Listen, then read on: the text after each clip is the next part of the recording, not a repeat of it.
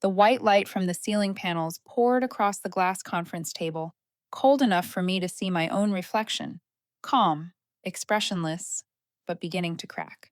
The Neurotech logo glowed blue at the end of the room, turning slowly on the LED screen behind CEO Daniel Cross.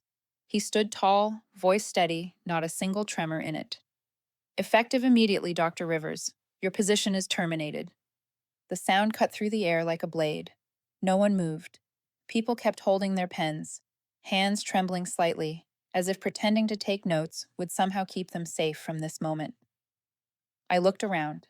14 faces, all of whom had once sent congratulatory emails when I became chief neural architect. Now, not one dared meet my eyes. Only one pair did. Daniel's. Cold, measuring, calculating. He didn't need to say more. I knew this wasn't a decision made overnight. It was an execution, carefully planned.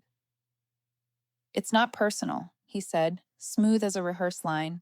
Just efficiency. Efficiency. Such a clean word to hide the filth of office politics. I set my pen down, closed the file in front of me, and rose. The chair scraped softly, a small sound, but in that oxygen-starved room, it felt like the last breath before silence took over. No one said a thing. No one dared. Every sentence uttered now would be trimmed, edited, and turned against me in a few hours when corporate comms sent the internal announcement. I turned toward Daniel. He was already looking down, pretending to sign papers, as if this were too trivial to merit one final glance. I didn't give him that luxury. I simply said, "Good luck, Daniel." A small line, barely above a whisper, but it froze the entire room for one more beat. A director in the corner inhaled sharply.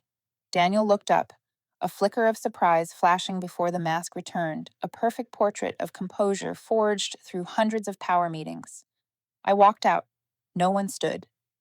No one said goodbye.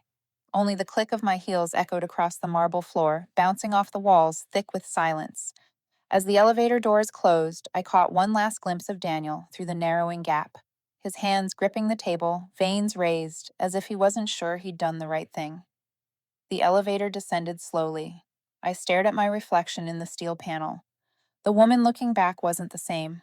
White blouse, hair tied neatly, eyes steady, not defeated, just calculating. Ground floor. The doors opened. Cold air swept in from the glass lobby doors, carrying the scent of salt and exhaust. Outside, San Francisco's sky was dull gray, the skyline glittering with the sterile shine of tech power, concrete and silicon monuments I had helped build. Now they looked down on me, silent and unfamiliar. I walked through the lobby. The receptionist gave a polite, strained smile, avoiding my gaze. Behind her, my name was already gone from the digital directory. Quick work. Outside, the wind grew stronger. I pulled my coat tighter, looking up toward the top floor, Daniel's floor, where he probably stood between glass walls, convinced he'd just cleaned up a mess. A mess. The word lingered, and the corner of my mouth lifted. If only he knew what I knew, he wouldn't sleep tonight. A self-driving car rolled up. I stepped in, the facial scanner humming softly. The screen lit up with familiar text. "Welcome, Dr. Rivers. Destination?" I hesitated for a second, then murmured, "Home." The car glided along the coast, city lights slicing through the glass window, dividing my reflection into two halves, one from the past, one already forming something new. I didn't cry. I didn't rage. There was only one sound left, the steady beat of my heart. I'd spent too many years inside systems and neural models to know this truth. Every rash reaction gets recorded, analyzed, and used against you. I leaned back, eyes on the horizon, where the last trace of sunset was fading away. In the dark, my own voice echoed softly again. "Good luck, Daniel." No one in that room knew that a polite farewell wasn't an ending. It was a trigger, a warning. And 14 days from now, it would become a verdict for everyone who thought they could buy the soul of science. I stayed quiet for a long time, watching the city lights smear across the car window. San Francisco was still awake, breathing steady like a beast sleeping under a neon blanket. Where are you right now, hearing this story? Maybe stuck in morning traffic, coffee in hand, caught between meetings and deadlines. Or maybe sitting somewhere quiet in Chicago, New York, Seattle, watching your own city glow with that same cold light I see now. Wherever you are, you've probably had a moment like mine, when the world suddenly goes still and everything you once believed collapses in a single sentence. Maybe it was a meeting, an email, someone saying it's not personal. But you knew better. It's always personal. I smiled faintly at the thought. Outside, the city lights stream past like flowing data. 14 days from now, everything would shift. And when it does, you'll understand why I didn't tremble when I said, "Good luck, Daniel." That night, the apartment grew so quiet I could hear every drop of rain hitting the window pane. No phone calls, no messages. No one asked if I was okay. Only the faint light from the kitchen spilling across the wall, over the photos, Lila smiling, the two of us bent over an old computer, her caught mid-song in a bathroom mirror. I sat at the table, hands wrapped around a cup of tea gone cold. In front of me lay an old watch, face down, its second hand ticking. Lila's watch, the one she used to time her study breaks. Each tick was a heartbeat, reminding me that time never moves backward. Lila was 6 years younger. She was laughter, energy, the softness that broke through my rigid nights. I was the serious one, disciplined with work and deadlines, while she was chaos wrapped in warmth, singing nonsense, teasing me, cooking half-burned meals when I forgot to eat. At 19, she was diagnosed with a progressive neurological disorder, a disease that slowly destroyed motor control and then, eventually, breath itself. No cure, only a fragile hope in an experimental AI-assisted synapse restoration therapy. Still in trial at a private lab in Chicago. The cost for the first round, roughly $1.4 million. We didn't have it. My parents had already mortgaged the house. I was still a research student living off scholarships and instant noodles. I'll never forget the doctor handing us the cost sheet, face calm, as if he were offering a job proposal. And Lila, she just smiled softly. "Come on, I don't want to be bought back at the price of a penthouse." The words floated like air, but underneath was fear, the kind she hid with jokes. At night, I knew she curled under her blanket, crying soundlessly when her fingers no longer obeyed her. I once tried to breach the lab's internal data network, desperate to find access to their treatment files, anything that might help for free. I sent petitions to public medical funds, nonprofits, and even posted a 3,000-word plea on Medium. No one replied. No one heard that fragile breath. Lila died at 22. Her death was as quiet as her life. No headlines, no noise. But inside me, she left a black hole no award or patent could ever fill. From that moment, I swore, if technology ever lies in my hands, it will not be something the rich can buy. It will be a tool to save lives, without conditions. I pulled myself back from the memory and looked again at the old watch. I turned it gently, reading the words burned on the back. To Ellie, from the Better Genius. Lila. Part of me wanted to throw everything away, to stop, to vanish into silence. But the thought of Lila and of others like her pulled me back. The ones who once sat in hospital beds staring at a medical bill like it was a death sentence. Neural Recode isn't just an algorithm or a neural model. It's a second chance for those who never had a first one. I once made a promise in the dark. I won't let it be locked away in a corporate vault. I stood up and pulled a document case from under the bed. Hundreds of pages of notes, data models, meeting transcripts, side agreements, trial invoices. I flipped through them until I found the master contract I'd signed with Neurotech in 2022. Section 14, Section 22, and finally, Section 31.6. Reversion Clause. In the event of leadership change, early project termination, or ethical conflict, primary architectural licensing shall revert to the original architect through the previously filed holding entity. My chest tightened. That was the clause I had written quietly, almost unconsciously, when I sensed the company drifting away from its original purpose. Holding entity. It was Elaris BioSystems, the company I had formed solely to hold intellectual property. It had no business activity, hidden deep in the California S1 filings. No one noticed, no one asked. I had prepared. Not for revenge, for justice, if I were ever cut out of the dream I built. Outside, the rain kept falling. I opened my laptop, entered the two-factor codes, and logged into the federal patent system. The line appeared: Patent Nunch NR017B. Ownership: Elaris BioSystems Inc. Filed by Dr. Elena Rivers. Status: active, valid, exclusive. I stared at the screen. I felt no glee, no triumph, only the weight of responsibility. And in that stillness, I could almost hear Lila whisper, "Your turn to keep the promise." The apartment stayed silent. The rain kept falling, but something inside me began to burn again. I knew my responsibility had begun, and that this time, technology would live under the rule of justice I intended to protect. 3 weeks before the day I walked out of Neurotech in silence, the first signs of the storm had already appeared. It was a Monday morning, clear sky, sunlight spilling through the glass walls of the 47th floor, where we gathered for the first strategic meeting of the quarter. Me, Daniel, a few product and marketing directors, and a representative from the board. Everyone knew Neural Recode was at a turning point. After 4 years of research, the first clinical trials had succeeded. The question was no longer if it could work, but what we were going to do with it. Daniel turned on the projector.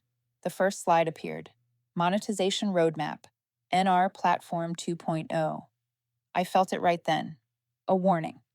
He spoke smoothly, confidently, with that investor-friendly tone he'd perfected. We're holding a neurotechnology platform capable of reshaping modern medicine, but breakthroughs don't sustain themselves. We need a solid business model. Partnering with private medical conglomerates is the first step. Next comes the defense sector. Defense? I looked around. Some faces nodded, others froze mid-expression. I asked, trying to keep my voice steady, "You mean applying neural recode for military use?" Daniel smiled as if I'd asked something obvious. We're not making weapons. We're helping soldiers recover neural function, enhancing reflexes and reducing PTSD. It's support, not interference. I stared at slide 3, Defense Partnerships, Project Horizon. The code name for a $300 million deal Daniel had been quietly negotiating with the Pentagon. I couldn't stay quiet. You're selling a technology built to save lives for combat use? Lila died because she couldn't afford therapy like this, Daniel. And you want to turn it into a luxury product for the wealthy and the military? The room froze. Daniel's hand stopped mid-click. His eyes locked on mine, no trace of the CEO's smile left. In that moment, I saw it, the look of someone who feels threatened. I spoke again, slowly. If Neurotech goes down that path, I can't be part of it. No one replied. The meeting ended in an uneasy silence, not agreement, but fear. That night, I stayed late at the office. As I walked past Daniel's glass office, I saw the light still on. He stood by the window, looking out over the city. I was about to leave when I heard his voice, quiet, almost tired. "Elena, I really don't want this to turn into a fight." I stopped at the doorway. "Then don't make it one." He turned around. There was exhaustion in his eyes. "The board wants results. We need money to keep the labs running. Do you think I don't care about people? I just don't have the luxury of being an angel, Elena." I didn't answer, because that was the difference between us. He believed power came from compromise. I believe that there are things you don't bargain away, even if the price is your career. A few days later, the slow shutdown began. My system access was reduced, emails restricted, documents locked. My name disappeared from the technical meeting invites. I knew what was coming, and Daniel didn't make me wait long. That Friday morning, I received an email labeled Urgent with the subject line, Confidential Review, Project Ethics Breach. I understood. It was the legal pretext to make my dismissal compliant. In that meeting, Daniel sat at the head of the table beside the head of legal. He said there was evidence that I had backed up research data onto a personal device without following the company's security procedures. I objected. Those were drafts I had written the year before the new policies even existed. Daniel cut me off. This isn't criminal, Elena. We're simply reviewing ethical and governance compliance. I knew then it was over. He had prepared everything, enough to make the board safe from lawsuits, enough to make my exit look voluntary. But he'd miscalculated one thing. I hadn't backed up the company data. I had built an external legal and licensing framework, lawful, approved, and fully documented, waiting for a moment exactly like this to activate ownership reversion. As Daniel signed the termination papers, he believed he was closing the final door on the Elena problem. In reality, he had just opened a new one, a door he would never be able to close. That night, Daniel stood before the mirror in his office, suit still neat but his tie loosened. He looked at his reflection, not to fix his hair, but as if trying to decide whether he was still a good man. Then he picked up the phone, called his contact at the Department of Defense, and said quietly, "The plan proceeds as scheduled. Neural Recode will launch on time. We've handled the internal issue." The city kept breathing as if nothing had happened. San Francisco at night had no heart for the scientist who had been pushed out of the company she had built. I returned to my small mission apartment, the place I had long called my refuge, a space with no meeting rooms, no deadlines, no Daniel Cross. Tonight, it did not feel like refuge. It felt like the place to inventory what remained after that cold purge. I turned on the desk lamp. Warm light washed the walls and fell across stacks of folders, pages wrinkled from old cups of tea. They were the relics of long nights when my team and I rewrote every line of code for Neural Recode. Back then, I never imagined I would be cut out of the dream I had built. I opened my laptop. There were no emails from Neurotech, no messages, no check-ins. All contacts severed, clean and fast, like a snippet of code deleted from a repository. I checked an old Slack channel where the engineers shared updates, memes, and reminders to drink water. My status removed, isolated, quiet, the price of not bending. Even though I had steeled myself, the moment still hurt in the most human way. I poured a glass of wine, not to forget, but to calm the heat rising in my chest, the indignation long suppressed. It was not violent or loud. It was a slow heat, like metal warming in a kiln, spreading from sternum to fingertips. I knew Daniel expected me to be silent, that I was a scientist, not a fighter, that I had no board, no PR team, no war chest to strike back. He was right about one thing. I did not have those things. But I had what he had, underestimated the most, preparation. I pulled the document box from under my desk, the box that had lain there for 2 years since I first worried the company was straying. I opened it. Inside were meeting minutes, email threads about neural recode direction, initial expense invoices, and most importantly, the full legal files for Elaris BioSystems. I had quietly formed that company not to disappear, but to preserve the ethical core of the technology I knew would be manipulated. I turned to the yellowed patent packet for NR017B. The last page bore my signature, the federal seal, and a note, patent validity clause, independent of employer relationship, meaning the patent remained mine even if I was fired. I opened a new tab, logged into the patent verification system, entered the case number, completed two-factor authentication, and waited a few seconds. The line on the screen appeared, calm and heavy as a verdict. License authorization, owner, Elaris BioSystems Inc., not Neurotech, not Daniel. Me. I looked at that line for a long time. No smile, no sigh of relief, only clarity. Like when the last light goes out and you stop seeing darkness and start seeing the edge. Daniel did not know this. The board did not know. Their legal team did not know, because I had drafted the final contract with a reversion upon ethical conflict clause, written in language too deft to raise suspicion. Someday, they might discover it, but not today, and certainly not before their big reveal next week, when they would announce Neural Recode to the world.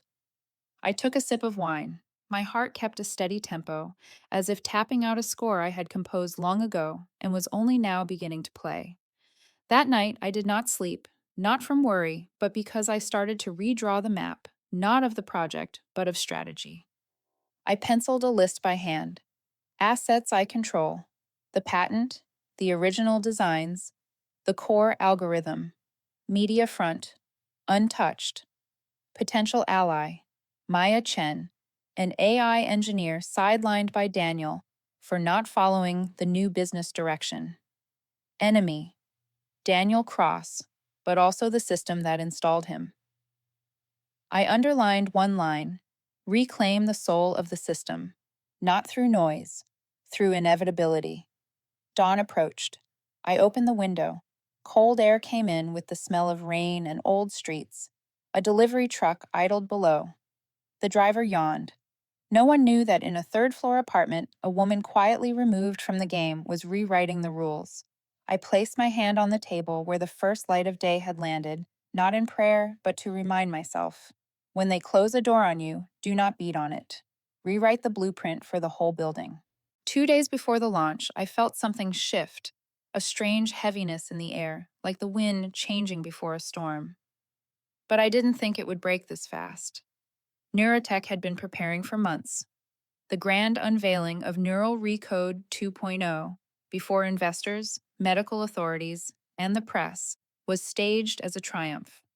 The ballroom in downtown San Francisco glowed under perfect lighting, massive LED screens looping serene graphics, and the slogan, "Technology that changes the world." Every detail was polished, sterile, magnificent. I stayed in my apartment, eyes fixed on the monitor.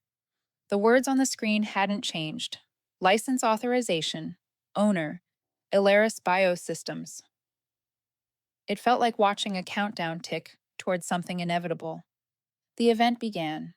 The host walked on stage, applause thundered, lights flared. Daniel stepped forward to cheers, suit immaculate, smile rehearsed.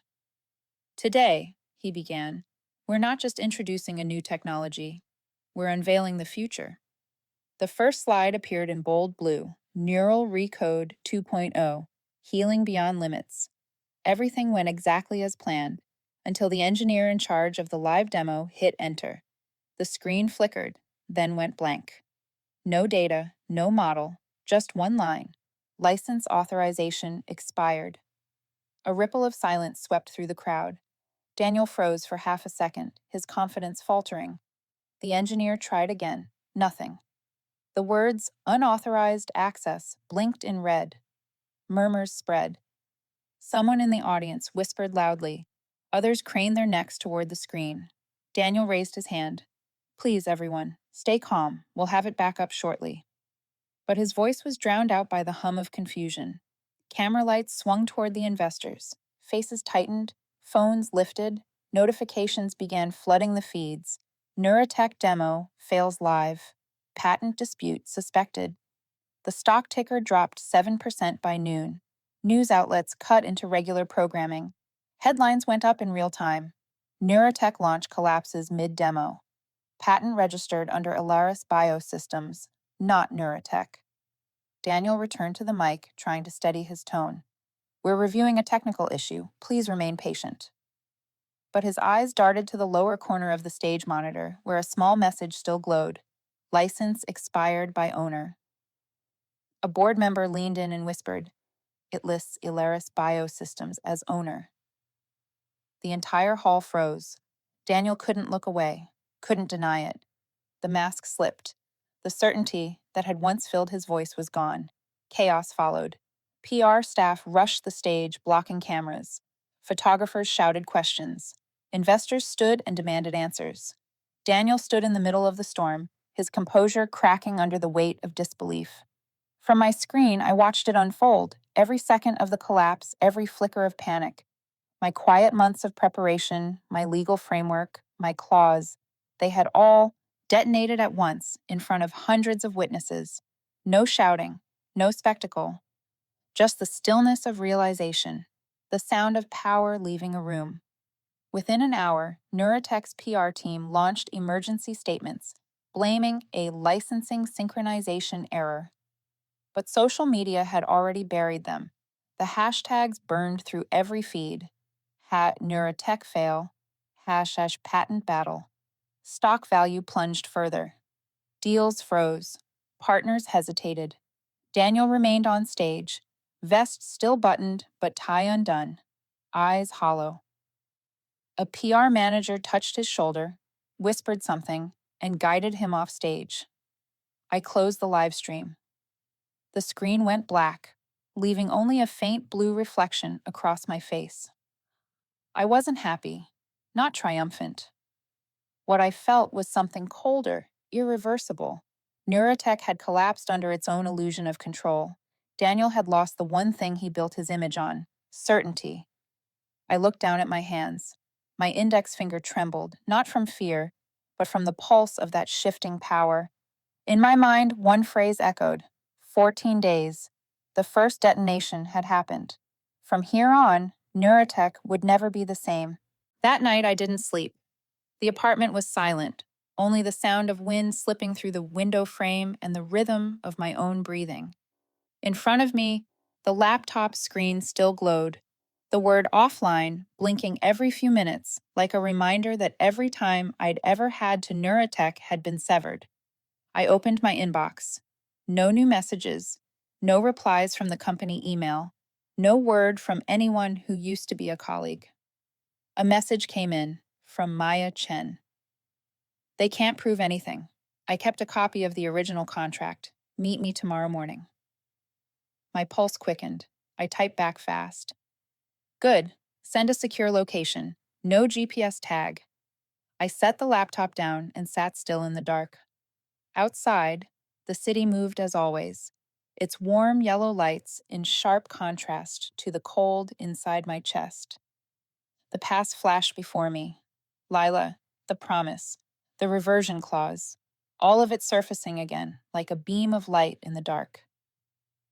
The next morning, I went to a small cafe by the bay, the one Maya used to escape the noise of work.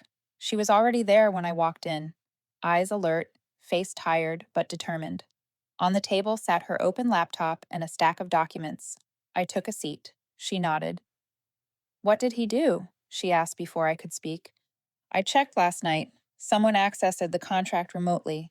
The IP traces back to Washington, D.C., near the Defense Contract Office. A chill went through me. If that was true, the military deal Daniel had been chasing might be his biggest card.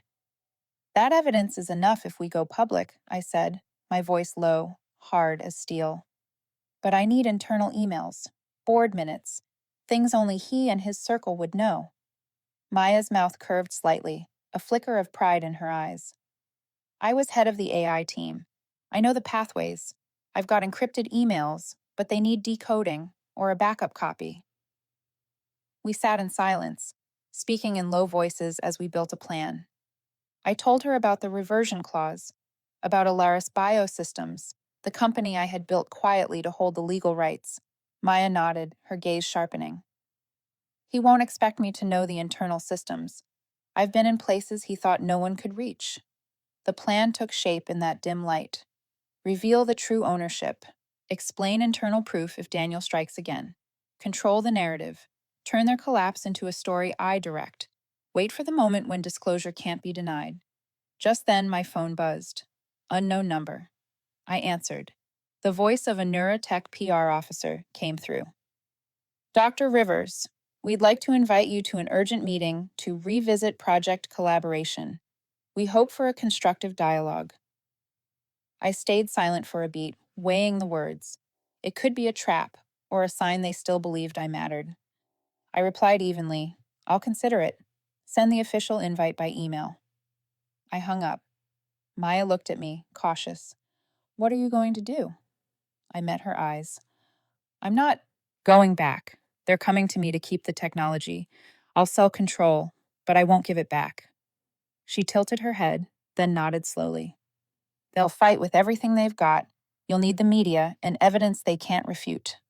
We parted ways. She headed toward the city center. I walked toward the bay. The night still stretched long, but something inside me had changed. Not quite endurance anymore, but the return of control. On the drive home, I thought of Daniel. Was he awake? Did he realize power had already shifted out of his hands? No. To the world outside, the failed demo was still just a technical glitch, not a revelation of reversed ownership. That night, I stood by the window, looking out at the city of 1,000 lights. A quiet vow stirred inside me. I was done hiding. Every second that passed was strategy coming to life. Tomorrow, I would begin the counterstrike. Quiet, precise. I would publish ownership documents, evidence, and contracts. The more people who saw the truth, the fewer chances they'd have to bury it. I rested my hand on the window ledge, breathing in deeply, exhaling slowly. The city stretched silent beneath me. I wasn't the one cast out. I was the one rewriting the game. In my head, the number repeated 14 days. The war officially began tonight. I arrived at a quiet cafe in the financial district the next morning, where the early sunlight streamed through the tall windows and broke into thin ribbons across the wooden floor. Maya was already there, laptop open, papers spread across the table. She looked up at me, her eyes sharp. "Are you ready?" I nodded without a word. Her screen glowed with the internal documents she had extracted overnight. Emails between the board and Daniel discussing ownership adjustments in the event of a strategic conflict, audio recordings from private meetings she had accidentally captured, and internal reports proving they had restricted access to the system weeks before the demo failure. Each line on the screen appeared like a crack, spreading through the power structure Daniel thought he had sealed. "He trusts his control too much," Maya said quietly. "But ownership isn't like a server. There's always a backdoor, and he missed it." I said nothing, just stared at the data. My mind turned through the questions: how to go public without being branded a traitor, how to make the world believe the law over the word of a man in power. We built the plan together. First, send a summary of the contract and supporting evidence to several reputable science journals, emphasizing the reversion clause and the fact that the patent was filed under Elaris BioSystems long before the fallout. Then, once the verification process was complete, allow journalists to quote the original contract and internal emails publicly, irrefutable, transparent. Finally, stage a live stream, not from Neurotech, but from me. I would declare ownership and set conditions for future collaboration. The technology must be partially open to public medical institutions, never locked away as a private commodity. Maya closed her laptop and looked at me. "You want me to handle encryption and distribution with no trace? And you'll prepare the statement?" I nodded. I realized I wasn't just the keeper of code. I had to become the voice of it, the one who would stand at the center of the shift. By noon, an email arrived from Neurotech, an invitation to a reconciliation meeting to discuss renewed cooperation.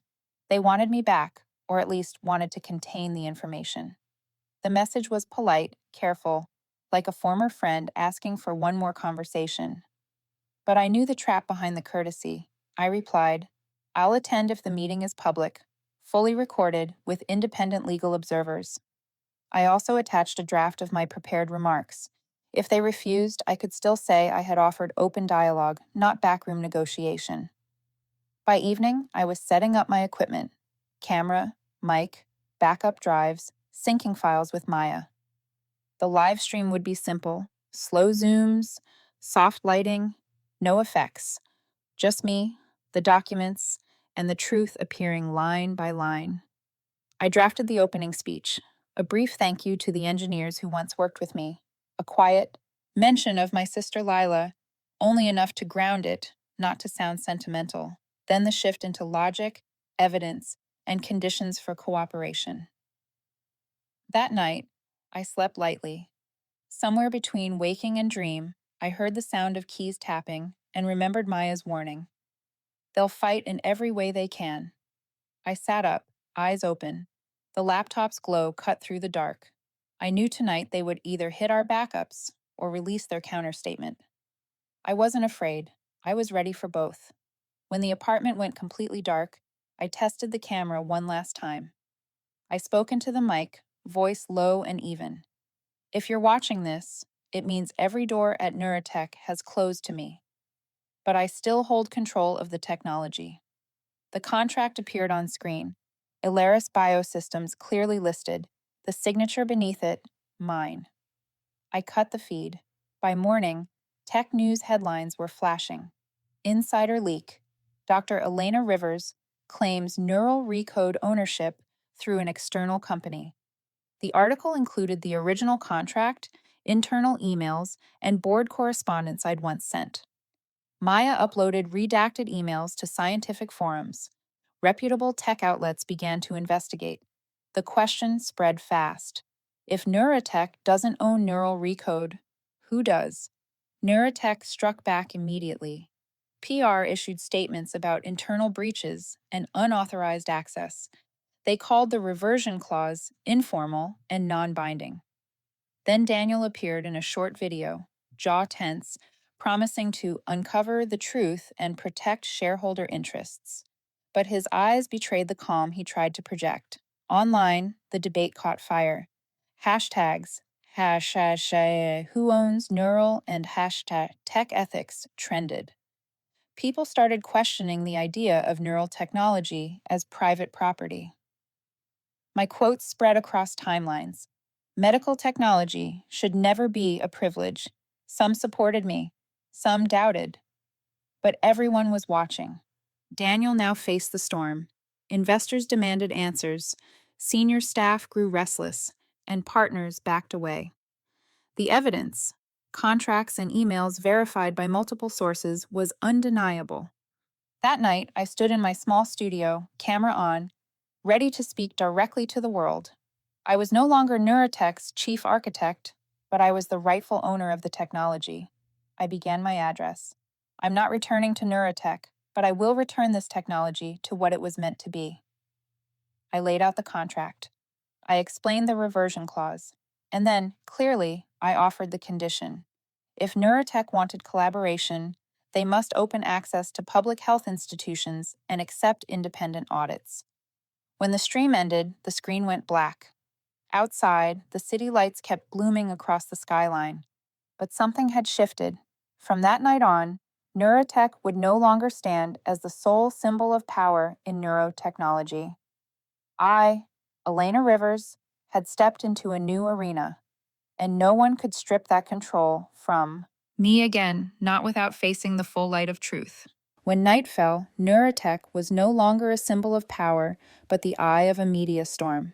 I sat in the dark, the cold light from my laptop stretching across my face like a pale ribbon. The original contract and internal emails I'd released flickered on the screen. Outside the glass, the city lights swam through the fog, but the news of ownership had traveled farther than any beam could reach. By morning, every major tech outlet blazed with headlines. Elena Rivers declares ownership of Neural Recode. Original patent filed under Elaris BioSystems, not Neurotech. Daniel Cross faces allegations of copyright breach. The reports carried the documents, emails, and quotes from my live stream. With each update, the world began to understand. The balance of power in technology had shifted. Inside Neurotech, the communications floor became a battlefield.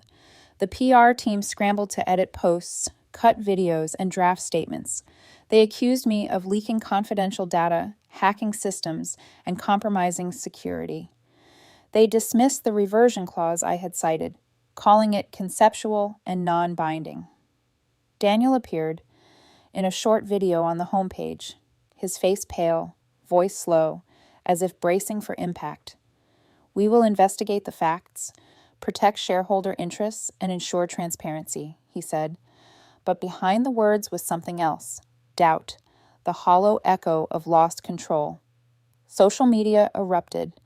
The hashtags, #WhoOwnsNeural, #TechEthics, and #Elena Rivers flooded every feed. People shared the contract, dissected the emails, and debated every angle. If she's right, we're watching a CEO lose power in silence, one comment read. Support poured in, skepticism too. But no one could look away. The Neurotech board convened an emergency meeting. Daniel entered the room and faced a row of silent executives. Respect had been replaced by scrutiny. Voices murmured across the table. How did ownership slip from our hands without anyone noticing? We were blindfolded. Faces tightened. A few directors exchanged grave looks. The pressure settled on Daniel like a block of concrete. That night, the Neurotech office stood half-lit, empty.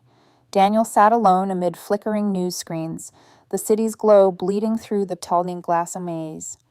His assistant entered quietly, laying a folder in front of him, the printed contract and the company's draft rebuttal. He stared at the papers, hands trembling as the sound of incoming messages, PR updates, social notifications, public reactions filled the air like gnawing static. Then the scene shifted, my live stream. I sat before the camera in a small, bare room. The light was soft, but every detail was clear. Behind me, the contract hung in view. In a corner of the screen, the internal emails waited. I placed my hand on the Go Live button. The camera's glow lit my face. I looked straight into the lens, voice calm, steady, unhurried, but firm. I'm not returning to Neurotech to ask for permission.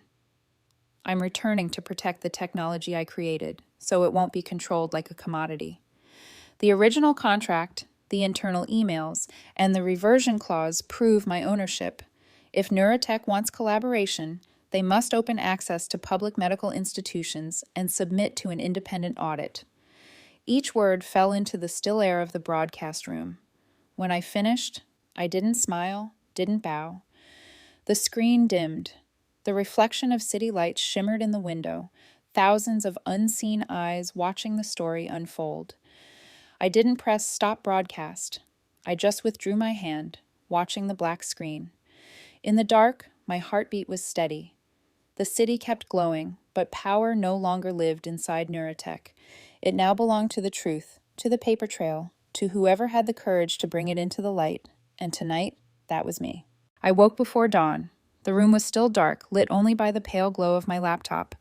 The line on the screen remained clear and steady. Owner, Elaris BioSystems, Inc. I lay there, listening to the city waking up. For most of the world, it was just another morning. But for me, it was a turning point. Over the next few hours, I watched the flood of headlines and tweets spreading like electricity. Shareholders demanded answers. The tech world buzzed with debates. Journalists dissected the contract, the PR statements, my broadcast, every piece of it reflecting shards of a power once thought unbreakable. Daniel and Neurotech had tried to hide the cracks, but from this day on, there was no shadow deep enough for them to disappear into. The board gathered again on the top floor, glass walls overlooking the city. Daniel walked in, face tense, surrounded by silence. The questions came sharp and cold. Why had ownership slipped from the company's hands? Why had the reversion clause triggered without his notice? And most damning of all, how had he lost control of the very empire he claimed to command? His closest allies looked at him with disappointment. Some spoke bluntly. They couldn't stay under a leadership built on secrecy. Deals were being canceled. Partnerships delayed. Investors pulled out. Daniel sat there listening to the stock numbers fall, to reporters calling his name, to a public that no longer believed him. Meanwhile, I sat at my desk, staring at the whiteboard that once outlined Neural Recode's growth plan.